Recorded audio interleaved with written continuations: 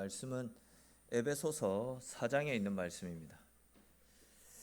에베소서 4장 22절에서 24절까지 말씀입니다. 제가 가진 성경으로 신약 성경 315페이지에 있습니다. 신약 성경 315페이지에 있는 에베소서 4장 22절에서 24절까지 말씀입니다. 에베소서 4장 22절에서 24절까지 말씀, 우리 한 목소리로 같이 읽도록 하겠습니다. 에베소서 4장입니다. 너희는 유혹의 욕심을 따라 썩어져가는 구습을 따르는 옛사람을 벗어버리고 오직 너희의 심령이 새롭게 되어 하나님을 따라 의와 진리의 거룩함으로 지으심을 받은 새 사람을 입으라. 아멘. 우리 오늘은 소요리 문답 35문을 함께 공부할 차례입니다.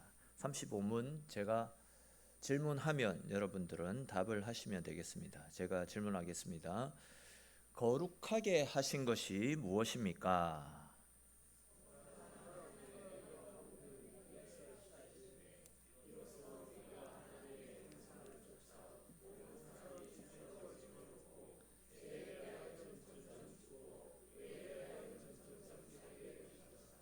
아멘. 여기 성화는 거룩하게 되는 것, 그렇게 표현할 수도 있습니다. 지난 시간까지 우리는 성령 하나님의 효력 있는 부르심을 받은 사람들이 이 땅 가운데 사는 동안에 얻게 되는 세 가지 유익 가운데 두 가지 유익에 대해서 함께 살폈습니다. 첫 번째 유익은 금생에서 의롭다 하심을 잊게 되는데, 이것을 신학적 용어로 뭐라고 부른다 했습니까? 그렇죠. 칭의를 받게 됩니다. 그런데 이 칭의는 예수님께서 우리를 위해 대속의 죽음을 죽어주셨기 때문에 누구든지 예수님을 나의 구원자로 믿기만 하면 너는 죄 없는 하나님의 자녀라고 여겨주시는 것, 우리의 죄에도 불구하고 너는 죄 없는 하나님의 백성이다 여겨주시는 것, 이것이 바로 성령의 효력 있는 부르심을 받은 하나님의 백성들에게 주어지는 첫 번째 유익인 칭의라고 말씀을 드렸습니다. 그리고 이제 성령의 효력 있는 부르심을 통해서 죽게 나온 사람들이 받아 누리는 두 번째 유익은 하나님의 양자가 되는 복을 받아 누리게 된다라고 말씀을 드렸습니다. 아시는 것처럼 본래 우리는 본질상 진노의 자녀입니다. 사탄의 자녀입니다. 그런데 우리는 우리의 원래 아비였던 사탄에게 속아가지고 이 세상이 전부인 줄 알고 세상 재미에 빠져서 온갖 불의와 불법, 온갖 죄를 짓다가 결국은 영원한 사망, 지옥불에 떨어져야 되는 것이 우리네 인생이 정해져 있던 어떤 운명 같은 것이었습니다. 근데 이제 하나님께서 이런 우리를 사랑하셔서 우리를 당신의 자녀로 삼아주시지 않았습니까? 그러니까 본질상 진노의 자녀였는데 그런 우리를 하나님의 자녀, 하나님의 양자로 삼아주셨다라는 겁니다. 사실 우리는 하나님의 자녀가 될 그 어떤 자격도 갖추지 못한 사람임에도 불구하고 전적으로 우리를 사랑하시는 하나님께서 전적으로 누구든지 예수 그리스도를 구원자로 믿기만 하면 지난날의 죄를 다 용서해 주시고 당신의 자녀 삼아 주시겠다, 그렇게 말씀해 주시지 않았습니까? 이것이 바로 성령의 효력 있는 부르심을 받은 성도들에게 주어지는 두 번째 유익입니다. 첫 번째는 칭의, 두 번째는 양자로 불러주신 것. 그리고 오늘은 성령의 효력 있는 부르심을 받은 우리에게 주어지는 세 번째 유익인 거룩하게 하시는 것, 성화에 대해서 함께 살펴보겠습니다. 여기에서 말씀하는 이 성화라는 것은 간단하게 표현하면 하나님의 형상을 다시금 회복하는 것, 하나님의 형상을 다시금 회복하는 것을 성화라고 말씀드릴 수 있습니다. 이게 무슨 말씀이냐면 잘 아시는 것처럼 원래 우리는 하나님의 형상을 따라 지음받았지 않습니까? 그리고 이제 하나님의 형상을 따라 우리가 지음받았다라는 말씀은 하나님 안에 있는 고유의 성품인 지성과 정의와 의로움, 지성과 정의와 의로움을 우리에게 주셨고, 그런 지성, 의로움, 정결함, 그런 의로움들을 가지고 우리가 하나님께 찬송과 예배를 드림을 통해 하나님과 교제할 수 있는 존재로 지음을 받았다, 그런 뜻입니다. 우리가 하나님의 형상을 따라 지음 받았다는 것은 간단하게 이야기하면 우리가 하나님 앞에 예배 드릴 수 있는 존재로, 예배를 통해서 하나님과 교제할 수 있는 존재로 지음 받았다, 그런 뜻입니다. 그러다 보니까 이제 오직 하나님의 형상을 따라 지음 받은 우리 인간들만 피조물들 중에서 유일하게 하나님 앞에 예배를 드릴 수 있다라는 겁니다. 아무리 똑똑한 고양이, 개, 아무리 똑똑한 돌고래, 이런 짐승들을 예배당에 앉혀 놓는다 해도 그들은 하나님의 형상을 따라 지음받은 존재가 아니기 때문에 하나님 앞에 예배 드릴 수 없는 존재들입니다. 이렇게 우리가 하나님의 형상을 따라 지음을 받아 하나님께 예배 드릴 수 있다라는 것은 우리가 받은 엄청난 축복이고 은혜라 말씀드릴 수 있습니다. 근데 이제 문제가 하나 발생했습니다. 그것이 무엇이냐면 우리 인류의 시조인 아담과 하와가 하나님께 죄를 범했죠. 그 죄로 말미암아 하나님의 형상이 깨어지게 되었습니다. 그러니까 하나님과의 관계가, 교제가 끊어지게 되었다라는 겁니다. 즉 우리 인간에게 있었던 하나님의 형상이 아담과 하와로 말미암아 깨어지게 되었다라는 것이죠. 그런데 이제 성화라는 것은 그렇게 깨어진 하나님과의 관계를 다시금 회복시켜 나가는 과정을 성화라고 이야기합니다. 다시 말해서 하나님의, 그 잃어버린 하나님의 형상을 다시금 회복해 나가는 모든 과정들을 성화의 과정이라고 이야기하는데, 이 말씀을 그냥 우리에게 조금 더 익숙하게 표현을 해서 말씀을 드리면, 성화는 죄로 물든 옛사람의 모습을 벗어 던지고 이제는 하나님의 뜻을 따라서 거룩한 삶을 살아가는 그 과정들을 성화의 과정이라고 그렇게 이야기합니다. 그런데 우리가 이렇게 하나님의 성품을 닮아서 성화가 되어지는 과정을 구체적으로 두 가지로 말씀을 드릴 수 있습니다. 성화가 되는 과정을 두 가지로 말씀을 드릴 수 있는데, 먼저는 옛사람을 벗어버리는 겁니다. 옛사람을 먼저 벗어버리고, 두 번째는 옛사람을 벗어버리면 어떻게 해야 됩니까? 이제는 새 사람을 입어야 되는 겁니다. 먼저는 옛사람을 벗어 던지고, 두 번째는 옛사람이 없어졌기 때문에 이제는 새 사람을 입어야 된다라는 겁니다. 이와 관련해서 조금 더 자세히 살펴볼 건데, 먼저 우리 옛사람과의 결별에 대해서 함께 살펴봅시다. 우리 읽었던 말씀 중에 에베소서 4장 22절에 기록된 말씀을 같이 한번 읽어봅시다. 에베소서 4장 22절입니다. 같이 읽겠습니다. 너희는 유혹의 욕심을 따라 썩어져가는 구습을 따르는 옛사람을 벗어버리고. 아멘.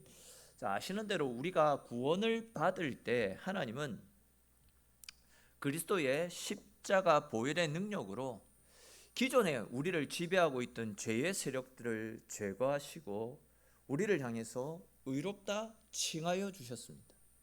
예수님의 은혜로 이제 우리는 의로운 사람이 되었습니다.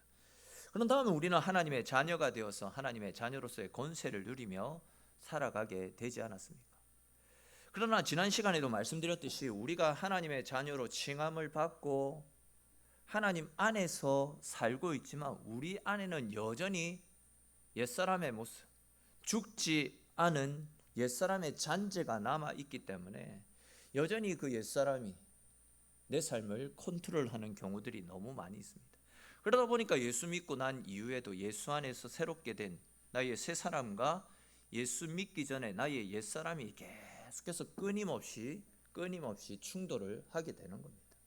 나는 진짜 말씀대로 은혜 받고 이제 말씀 붙잡고 믿음으로 살기를 원하는데, 결단도 하고 기도도 했는데, 눈물 흘리면서 하나님 뜻대로 살겠습니다 다짐까지 했는데, 여전히 나는 옛사람의 잔재가 올라와서 죄짓고 넘어지고 결단들은 무색할 정도로 깨어지는 그런 것들을 발견하지 않습니까?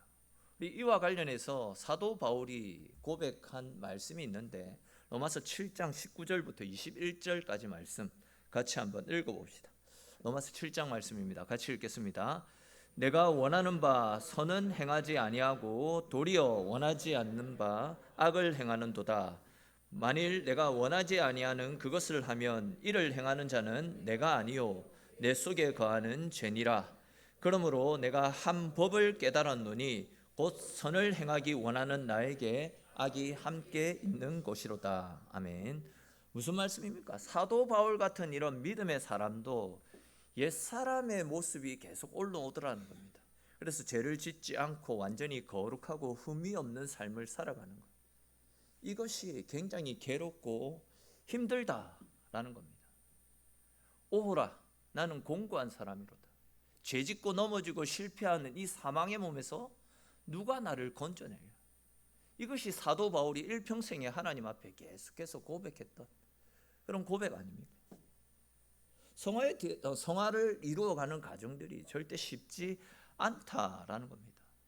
다르게 표현하면 성화의 과정은 잠시도 긴장을 늦출 수 없는 자기와의 영적 전쟁이라고 할 수 있습니다.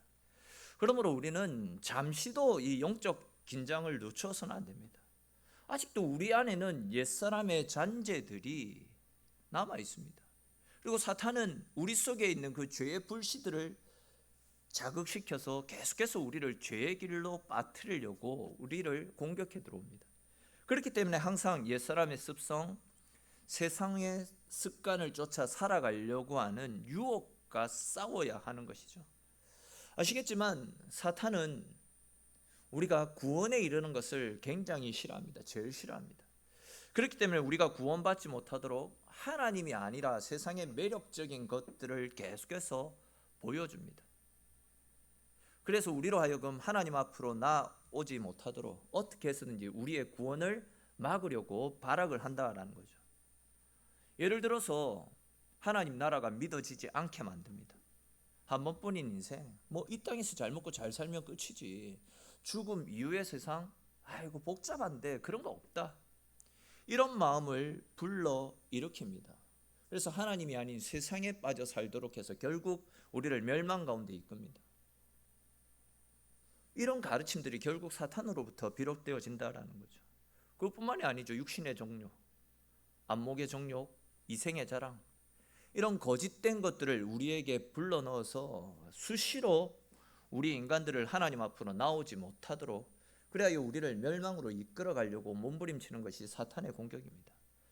근데 이제 그렇게 사탄이 우리에게 구원이 주어지지 않도록 방해를 함에도 불구하고 하나님의 강권적인 역사로 말미암아 우리가 구원에 이르게 되지 않습니까?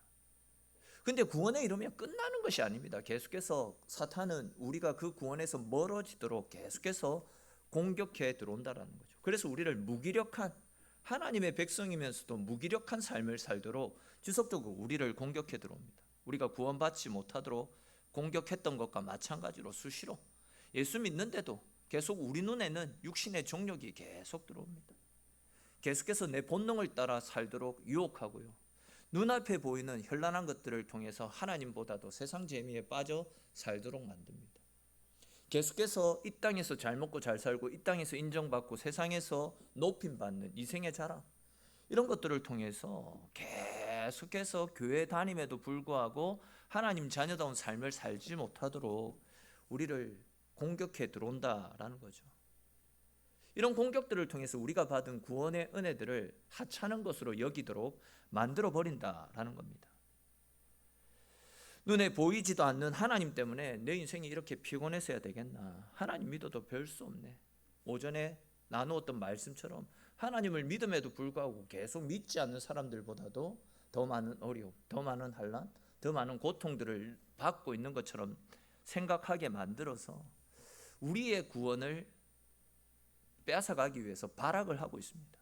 그런데 우리는 이런 사탄의 유혹에 넘어가지 않고 우리에게 허락되어진 영원한 구원을 굳게 붙잡고 그 구원에 붙들린 삶을 살 수 있어야 됩니다. 사도 바울이 우리에게 이야기했던 대로 진짜 두렵고 떨림으로, 즉 각오를 단단히 하면서 우리에게 허락된 구원을 지켜나가야 된다는 거죠.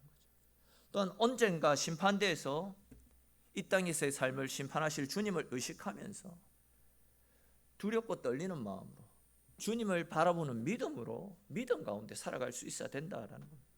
우리 이와 관련해서 히브리서 4장 16절에 기록된 말씀 같이 한번 읽어봅시다. 히브리서 4장 16절 말씀 같이 읽겠습니다. 그러므로 우리는 국률하심을 받고 때를 따라 돕는 은혜를 얻기 위하여 은혜의 보좌 앞에 담대히 나아갈 것이니라. 아멘. 아시는 것처럼 더운 여름날 땀이 나고 찝찝한 냄새가 나고 또 먼지 같은 것들이 쌓여 있을 때 샤워를 하게 되면 우리 몸에 있는 땀과 더러운 것들이 깨끗하게 씻겨 내려가지 않습니까? 우리가 아무리 더러운 죄로 물들어 있다 할지라도 주의 생수의 강가로 들어가기만 하면 우리는 자연스럽게 옛사람의 생각과 옛사람의 때가 씻겨 나가게 되는 것입니다. 이와 관련해서 좀 더 자세히 말씀을 드리면 우리 속에 있는 옛사람을 버리는 일과 함께 동시에 해야 되는 일, 그것은 새 사람을 입는 것입니다. 옛사람을 벗어 던지는 것으로 그쳐서는 안 되고 새 사람을 입어야 된다는 거죠. 우리 오늘 읽었던 본문 4장 23절 24절 말씀 다시 한번 읽어봅시다. 에베소서 4장 23, 24절 말씀입니다. 오직 너희의 심령이 새롭게 되어 하나님을 따라 의와 진리의 거룩함으로 지으심을 받은 새 사람을 입으라. 아멘. 여기에서 말씀하는 새 사람을 입는다, 이 말씀을 그냥 간단하게 말해서 이제 하나님의 자녀답게 하나님 품 안에서 하나님 뜻대로 살아간다라는 것을 이야기합니다. 다시 말해서 우리의 삶이 온전히 하나님께 지배당하면서 하나님의 말씀의 인도를 받는 삶을 살아가야 된다, 그 이야기를 하고 있습니다. 그렇게 하나님께서 우리의 삶을 지배하시면 우리의 삶은 새로워지게 됩니다.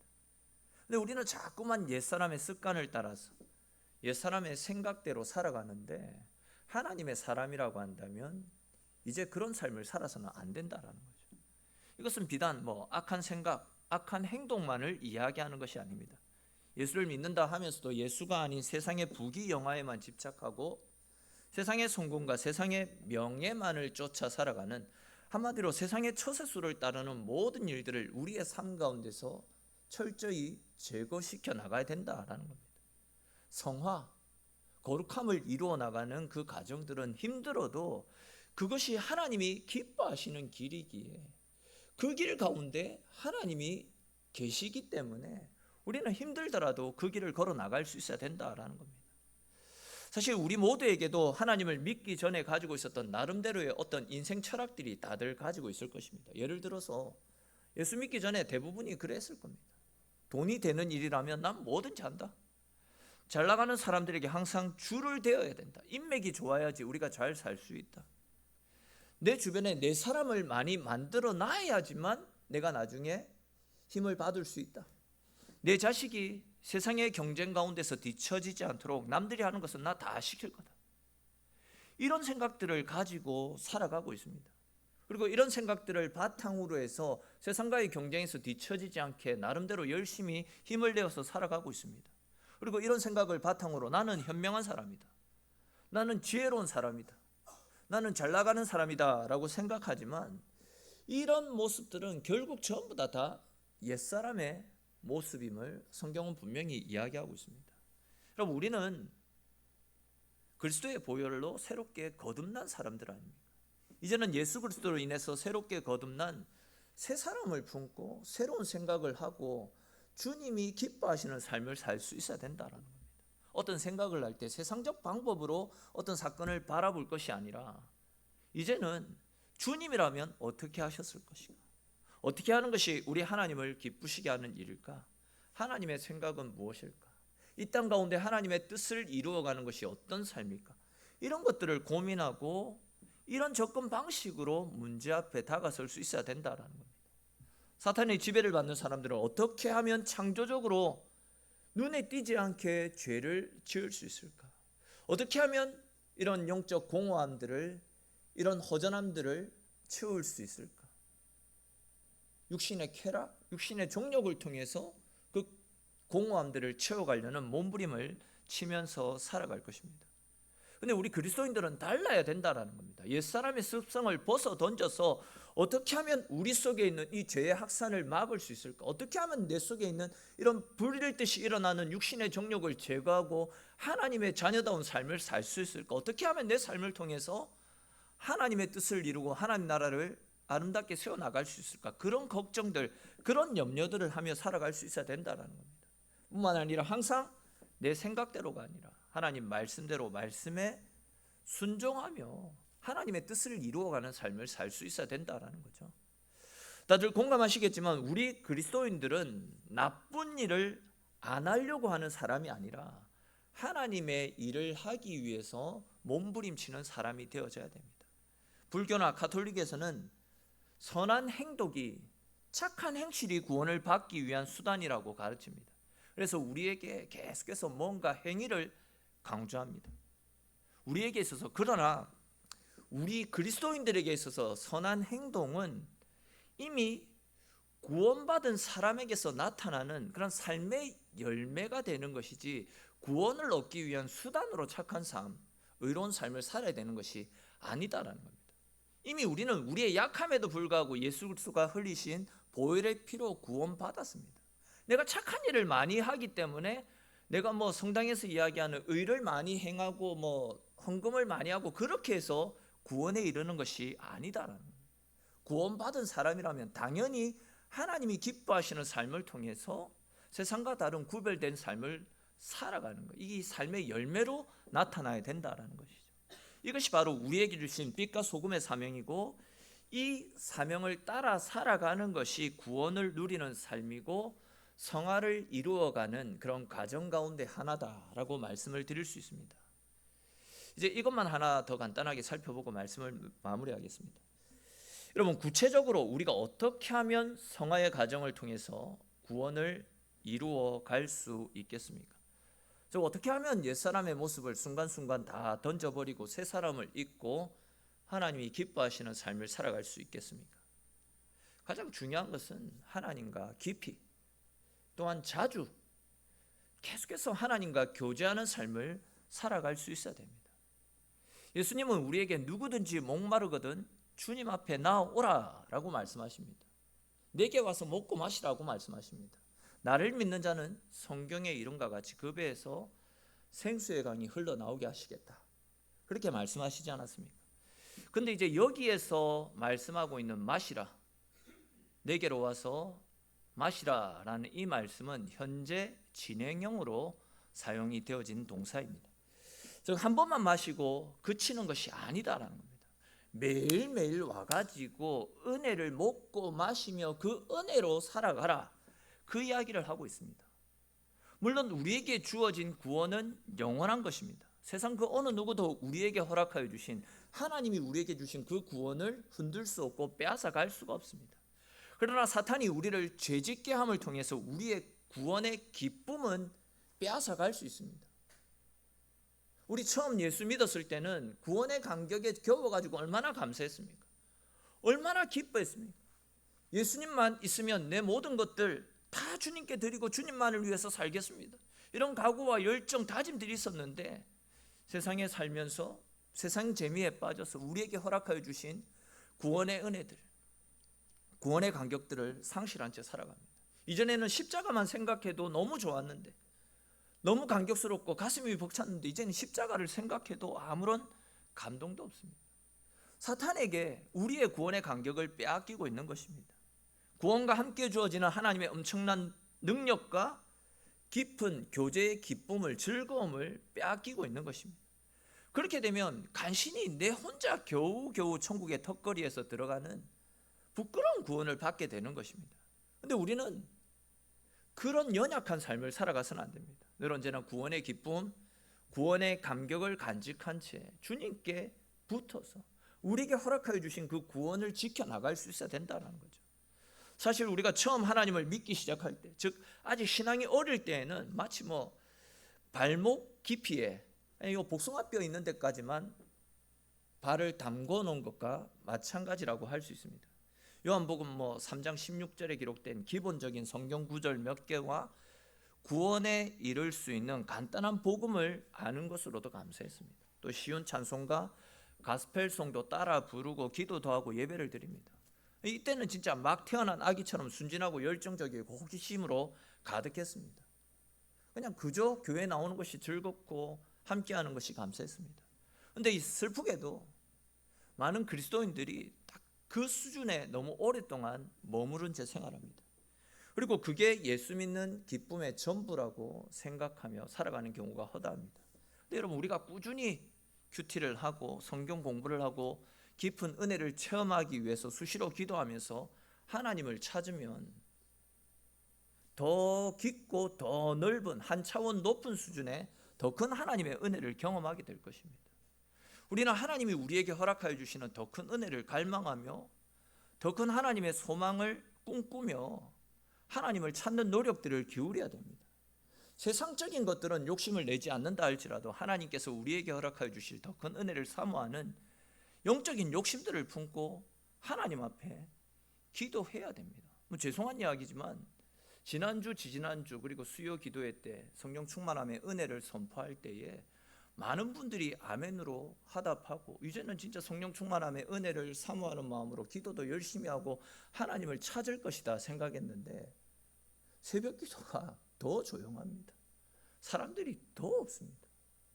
이곳에서는 아멘으로 화답하지만 돌아서면 똑같다라는 거예요. 은혜를 누리기 원한다면, 하나님을 찾기를 원한다면, 더 깊은 은혜를 경험하고 싶다면 은혜가 있는 곳으로 나와야 되는데 은혜는 사모하면서 여전히 우리의 몸은 움직이지 않습니다. 은혜를 허락해 주십시오 아멘으로 화답하면서도 실제로 은혜를 누리는 그 자리에는 나오지 않는데 어떻게 은혜를 받아 누릴 수 있겠냐라는 것입니다. 우리가 진짜 이전에 누려보지 못했던 더 크고 더 은밀한 은혜들을 경험하기 위해서는 믿음을 가지고 하나님을 찾아야 됩니다.